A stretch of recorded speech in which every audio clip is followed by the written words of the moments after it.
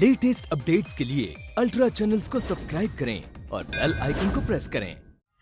अच्छा बाबूजी।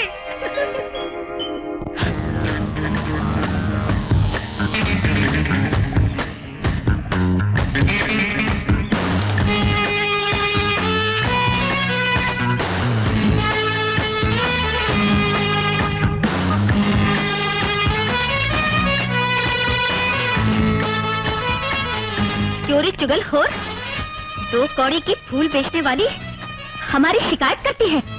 राजू को किसने बताया कि उसके बाग से हमने फूल तोड़े? जवाब दे वरना ना काटूंगी। उन लोगों ने मुझे पकड़कर धमकी दी और कहा कि नुकसान का सारा पैसा मुझसे वसूल करेंगे। मैं गरीब फूल बेचने वाली आखिर इतनी रकम कहां से भर सकती थी? तो मैंने बता दिया। बता दिया? तेरी जुबान पर हमारा नाम आया कैसे? आज तेरा सारा घमंड चुगलखोरी अगर हमने ना निकाल दिया तो हमारा नाम भी रेखा नहीं। आप मेरी बात तो सुनिए, छोड़ दीजिए। कभी ऐसा किया तो जान से मार डालूंगी। हिटलर की औलाद दुनिया भर का नुकसान खुद करती है और तुम्हारे किए का जुर्माना ये भरेगी। हाथ छोड़कर तमीज से बात करो। ये हमारा गांव है, यहाँ जो हमारे जी में आएगा वो हम करेंगे। तुम कौन होते हो हमसे पूछने वाले? मैं एक इंसान और वो लोग जिनकी शक्लें तो इंसानों जैसी होती हैं लेकिन हरकतें जानवरों जैसी करते हैं, उन्हें मैं अक्सर इंसान बनाने की कोशिश किया करता हूँ। ओहो, गांव में नए आए हो शायद, इसीलिए हमारा हाथ पकड़ने की हिम्मत की तुमने। तुम ये जानते नहीं हम कौन हैं और क्या कर सकते हैं? क्या कर सकती हो? काट लूंगी अगर दोबारा ऐसी हरकत की तो की बच्ची, चल यहाँ से। Come on girls.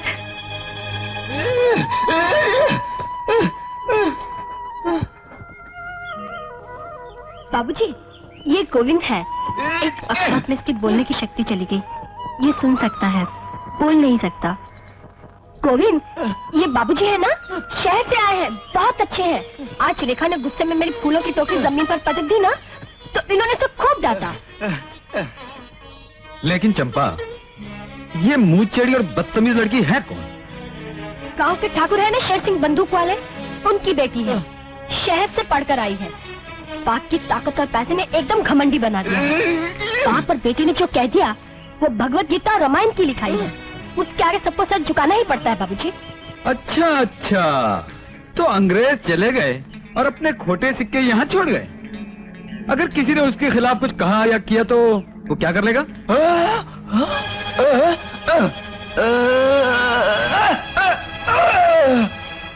वो गोली मार देगा।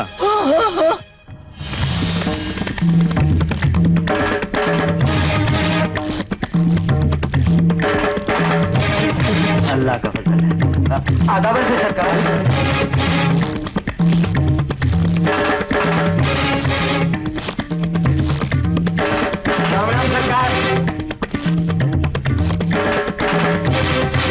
नमस्ते मालिक।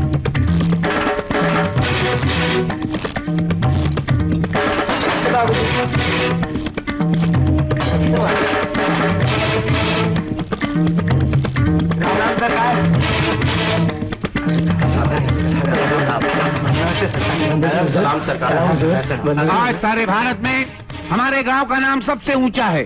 किसकी वजह से? मेरी वजह से। हर खेत पंजाब की तरह लाजवाब है। किसकी वजह से? मेरी वजह से। इस गांव का हाल भोपाल हो रहा है। किसकी वजह से? इनकी वजह से। अब तक जो कुछ मैंने कहा वो मेरी वजह से नहीं था, इनकी वजह से था। मालिक, आपके चरणों की लगी हुई धूल को मेरा नमस्कार। मुझे मालूम नहीं था कि आप मेरे पीछे खड़े। मैं समझा कोई जानवर अपनी सींग से मेरे पीठ पे खटबंडू बना रहा है। अब मुनीम के बच्चे, तुझ जैसे बकवासी इंसान की जबान जड़ से उखाड़कर छोटे छोटे टुकड़े बनाकर कब्बों को खिला देनी चाहिए। हम तेरे पीछे खड़े थे, तुझे मालूम नहीं हुआ? क्या तू हमें पीछे से नहीं देख सकता? आखिरी बार गलती हो गई मालिक। अगली बार मैं आपको आगे से, पीछे से, ऊपर से, नीचे से, चारों तरफ से देख लिया करूंगा। चुप! हम जा रहे हैं उस सरकारी डॉक्टर से मिलने। आप जा रहे हैं? हाँ, हमारी दावत ना कबूल करने का मजा चखाने के लिए। आप कहना क्या चाहते हैं? अच्छा, कहना क्या चाहते हैं? क्या तुम्हें मालूम नहीं है कि जो इस गांव में नया नया आता है उसे सबसे पहले शेर सिंह के यहाँ जाना पड़ता है और 3 दो के लगाने पड़ते हैं, फिर दूसरे काम करने की इजाजत होती है। क्या तुम्हें निमंत्रण नहीं मिला था? मिला, मगर मुझे दूसरों के घर जाने की आदत नहीं है। दूसरों के घर? तुम इन्हें दूसरा कह रहे हो? ये कोई अछूत है? ये कोई बीमार है? ये कोई सड़े हुए कोड़ी है? सुधर जाओ डॉक्टर, वरना हम तुम्हारे सड़े हुए हॉस्पिटल को जैसलमेर और बीकानेर बना देंगे, याद रखना। मैं तुम्हारी धमकियों से डरने वाला नहीं हूं। अगर मैं इनके घर नहीं जाऊंगा तो क्या कर लेंगे हम? क्या कर लेंगे हम? हम कुछ नहीं करेंगे। हम चुपचाप यहां से चले जाएंगे और हमारे जाने के बाद तुम्हारे चेहरे पर एक घमंड भरी जंग जीतने वाली मुस्कुराहट आ जाएगी। लेकिन थोड़ी देर बाद तुम्हारे दरवाजे के सामने एक आदमी आएगा बैलगाड़ी में बैठकर। वो तुमसे कहेगा, डॉक्टर साहब जल्दी चलिए, मेरी बीवी बहुत ज्यादा बीमार है। और तुम अपना सामान लेकर उसकी बैलगाड़ी में रख दोगे और तुम्हारा सफर शुरू हो जाएगा। और बैलगाड़ी गांव से बाहर निकल जाती है और थोड़ी देर में तुम सोचने लगते हो कि हे भगवान, ये बैलगाड़ी गलत रास्ते पे क्यों जा रही? तुम गाड़ी चलाने वाले से पूछोगे, लेकिन वो कोई जवाब नहीं देगा और बैलगाड़ी बिना फाटक की रेलवे लाइन पर जाकर रुक जाती है। और तुम कहते हो, हे भगवान, ये गाड़ी इस मरघट पर क्यों आ गई? इतने में गाड़ी चलाने वाला तुम्हारे सर पर जोर से डंडा मारता है और तुम बेहोश हो जाते हो और सामने से तेजी से ट्रेन चली आ रही है। वो तुम्हारी तरफ बढ़ती चली आ रही है। आ गई और तुम्हारे छोटे छोटे टुकड़े बनाकर चली गई। और दूसरे दिन सारा गांव कहेगा, बेचारा शरीफ डॉक्टर हराम की मौत मारा गया। सारा गांव तुम्हारी मौत पर अफसोस करेगा, लेकिन हम मन ही मन में खुश होंगे कि हमारा हुक्म न मानने वाला डॉक्टर कुत्ते की मौत मारा गया। सुनो डॉक्टर, तुम्हारी तकदीर की किताब में जो कल लिखा है वो हम आज पहले से तुम्हें सुना रहे हैं। नहीं, मुझे ऐसा कल नहीं चाहिए, मुझे आज जैसा कल चाहिए। मैं आपका हर हुक्म मानने को तैयार हूं। यहां जो भी रहता है उसे हमारी प्रजा बन के रहना पड़ता है और जो कोई हमारे कानून के खिलाफ बगावत करने की कोशिश करता है तो हम उसे बिना फाटक की रेलवे लाइन पर लेटाकर उसकी जिंदगी खत्म कर देते हैं। समझे? जी। मतलब सरकार अगर इस गांव के सर हैं तो मैं उस सर का सींग हूं और जो हमारी बात नहीं मानता मैं उसे सींग मार के सिंगापुर बना देता हूं।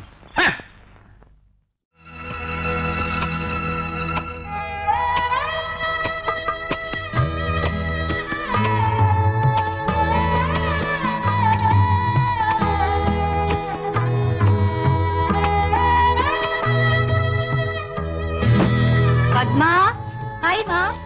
देख, शांता बहन के गेहूं कूट दिए हैं, ये आटा उन्हें जाके दे दे और पैसे ले आना। ठीक है माँ। लक्ष्मण का कुर्ता भी मैंने सी दिया है, वो भी दे आती हूँ और पैसे ले आती हूँ। हाँ, आते वक्त दुकान से चावल ले आना, घर में चावल का एक दाना नहीं है। भैया, बेटे, तू कब आया? मेरी माँ लोगों की मजदूरी करके जब मुट्ठी भर चावल खरीदने का जिक्र कर रही थी, मैं उसी वक्त आ गया माँ। मगर रवि, इस तरह अचानक खबर दिए बगैर तू कैसे चला आया? अगर मैं अपने आने की खबर देता तो तुम लोग मुझे अपने दुखों की खबर कहां होने देते? चेहरे पर मुस्कुराहट की चादर डालकर अपनी तकलीफों को मुझसे छुपा लेते। नहीं बेटा, वो अब मुझे पता चला क्यों तुम हर त्योहार पर मुझसे मिलने शहर आया करती थी, क्यों मुझे गांव में नहीं आने देती थी। मैं कभी ख्वाब में भी नहीं सोच सकता था कि घर बिक चुका है और तुम लोग ऐसे टूटे फूटे झोपड़े में रहते हो जिसकी हालत बताती है कि धूप में जलता है, बारिश में पानी से भरा रहता है। 2 वक्त की रोटी कमाने के लिए मजदूरी करनी पड़ती है। मेरी बहन सुई धागा लेकर लोगों के कपड़े सीती है। मां, कब से तुम लोग ऐसी मर मर कर जीने वाली जिंदगी गुजार रहे हो? बताओ मां, बताओ ये बर्बादी कैसे हुई मां? बताती हूँ बेटे, सब कुछ बताती हूँ। आज तक सारी हकीकत इसलिए छुपाई रखी तुझसे, अगर तुझे जरा भी शक होता तो पढ़ाई छोड़कर शहर से गांव आ जाता। और उनका एक ही अरमान था कि उनका बेटा पढ़ लिख कर अपना और जमाने का बोझ उठाने के काबिल बन सके। लेकिन अब वक्त आ गया है, मैं तुझे सब कुछ बता दूंगी।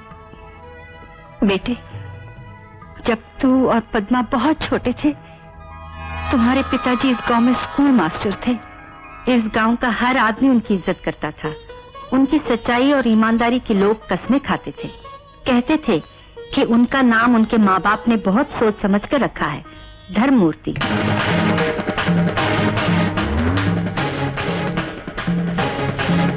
एक दिन तुम्हारे पिताजी ने मुनीम और शेर सिंह को जुर्म करते हुए देख लिया। एक आदमी को जान से मारते हुए देखा।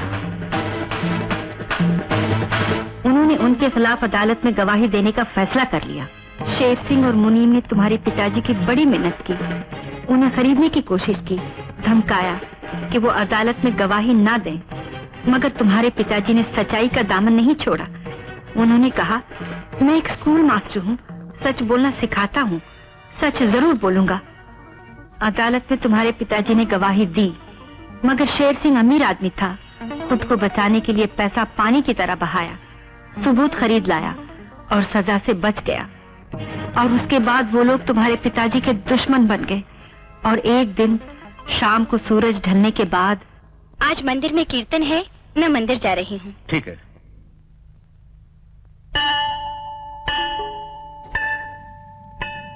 मेनका जी, आप क्यों, क्या बात है? सर, आपने स्कूल के बच्चों के लिए जो नोट्स बनाए थे वो लेने आई हूँ। नई हूँ ना, अगर मिल जाए तो पढ़ाने में आसानी हो जाएगी। हाँ, क्यों नहीं, आप बैठिए, मैं भी लाता हूँ।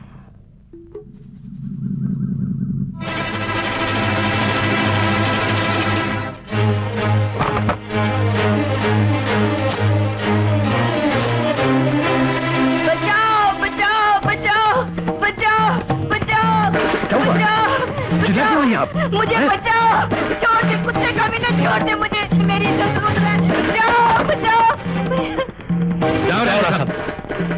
क्या हुआ बहन? बात क्या है, घबरा मत, हमें बताओ। ये मास्टर मुझे स्कूल के कुछ नोट्स देने के बहाने अपने घर पे बुलाया। मैं इस पर विश्वास करके यहाँ चली आई। मेरे आते इसने घर का दरवाजा बंद कर दिया और इसने मेरी इज्जत लूट ली। ये क्या कही मनका जी आप? ये झूठ है। सच और झूठ का फैसला गांव की पंचायत में होगा। चलो। लेकिन चलो। ये धर्म मूर्ति नहीं है, शैतान की मूर्ति है, और ऐसी मूर्ति को तोड़ देना चाहिए। क्यों भाइयों, आपकी क्या राय है? इसको सजा जरूर मिलनी चाहिए। भाइयों, ऐसा खतरनाक आदमी गांव की बहू बेटियों की इज्जत के लिए बहुत बड़ा खतरा है। इसीलिए हम इस खतरनाक आदमी को 1 महीने तक गांव छोड़ देने का हुक्म देते हैं। तब तक इसका हुक्का पानी बंद। ना कोई इससे बात करेगा, ना खाना पानी देगा। ये हमारा हुक्म है जो हम अभी जारी करते हैं, और यह हुक्म सारे गांव में फैला दिया जाए।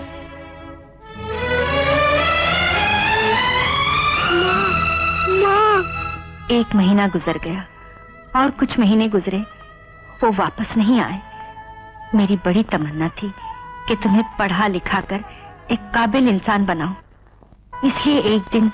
पैसे? कैसे पैसे? मेरे पति ने आपके स्कूल में 15 साल नौकरी की, उनका जो प्रोविडेंट फंड जमा है वो लेने आई हूँ। शायद तुम्हें मालूम नहीं, वो पैसे तो तुम्हारा पति कब का ले चुका है। क्या? उन पैसों के साथ तुम करोगी क्या? अपने बेटे रवि को पढ़ाने के लिए शहर भेजूंगी। इसे पढ़ाने के लिए शहर भेजोगी? हाँ ठाकुर साहब, मैं पढ़ना चाहता हूँ। चुप है।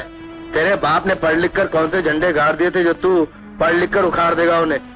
पढ़ाई लिखाई में कोई दम नहीं है। काम कर, कल से हमारे यहाँ आ जाना, भैंसों का तबेला साफ कर देना, गोबर वोबर उठा देना, हम कुछ पैसे दे देंगे तुझे। कम से कम 10 रुपए तो दे दीजिए, ताकि मैं इसे शहर भेज सकूं। आ गई अपनी औकात पर? भीख मांगना शुरू कर दिया? सावित्री, तुम्हारा पति धर्म मूर्ति तुम लोगों को भूख और प्यास की मूर्ति बना के यहाँ से चला गया। अब तुम्हारे सामने 2 ही रास्ते, या तो अपने बच्चों से भीख मंगवाओ गली गली ताकि तुम्हारा गुजारा हो सके, या फिर हमारे यहाँ नौकरी के लिए भेज दो। कभी नहीं ठाकुर साहब, मैं भूखी मर जाऊंगी, लोगों की मजदूरी करके अपने बच्चों का पेट पालूंगी, मगर दोबारा आपके दर पर कभी नहीं आऊंगी। मैं अपने बच्चों के सर पर हाथ रखकर अपने सुहाग की कसम खाती हूँ, मैं दुनिया का हर दुख बर्दाश्त कर लूंगी, मगर अपने बेटे को जरूर पढ़ाऊंगी। उसे बहुत बड़ा इंसान बनाऊंगी, ताकि एक दिन वो आपसे अपने बाप की बेइज्जती का बदला ले। उस दिन ठाकुर ने मुझे बेइज्जत किया, और वो इज्जत मैं अपने बेटे को तालीम देकर वापस पाना चाहती थी। जिस तरह इस गांव ने तुम्हारे पिताजी का अपमान करके निकाला था, एक दिन उससे ज्यादा मान देकर तुम्हारा स्वागत करे, यही मेरी इच्छा थी। इसीलिए मैंने तुम्हें यहाँ से बचपन में ही तुम्हारे चाचा के घर भेज दिया।